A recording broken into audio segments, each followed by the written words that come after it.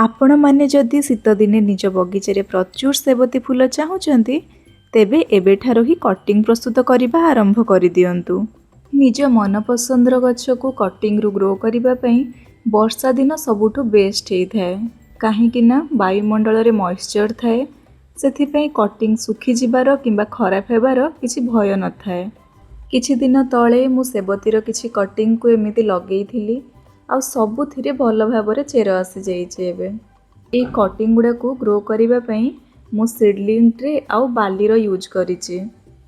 आपण चाहिले माटी रे भी ग्रो करि परिबे किंतु गोटे जिंस मन रखिबे पॉट सब बेले छोट रखिबे। बड़ पॉट रे कटिंग ग्रो कले कटिंग नष्ट हेबार भय थाए। आपण देखि पारुथिबे मु प्राय सबु कटिंग रे बहुत भल भाबरे चेर आसी जाइछि। आउ आज मु सबुठु खुशी अच्छी ए कटिंग टा को देखिकी। एते छोट कटिंग टा फिर भी आसी जाइछि चेर एथिरे। एडी जेते भी मु लगेइथिली सबु कटिंग रे बहुत सारा रूट आसी जाइछि। आउ एटा सबुठु बेस्ट टाइम होचे ट्रांसप्लांटिंग करिवार काहे कि ना बाली रे आउ ताको सेते खाद्य मिलिबो नै आ गछर ग्रोथ हबो नै। आज आमे दुहे मिसी सबु गछ को अलग अलग पॉट रे लगेइ देइथिलु। गछ उडार साइज बहुत छोट हेइथिबारु आमे ताको गोटे पॉट रे 3टा लेखाए लगेइ देइथिलु। आउ जो गछ उडा बहुत भल ग्रोथ थिला सेमान को सब गोटे गोटे पॉट रे गोटे गोटे गछ लगेइ देइथिलु।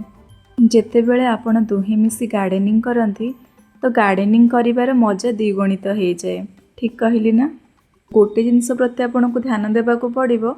सब गछ लगेइला परे ताको गोटे रु 2 दिन पे शेड रे रखि देबे काहे कि ना एबे जो वर्षा होची गछ सब नष्ट हो जिवो नहले।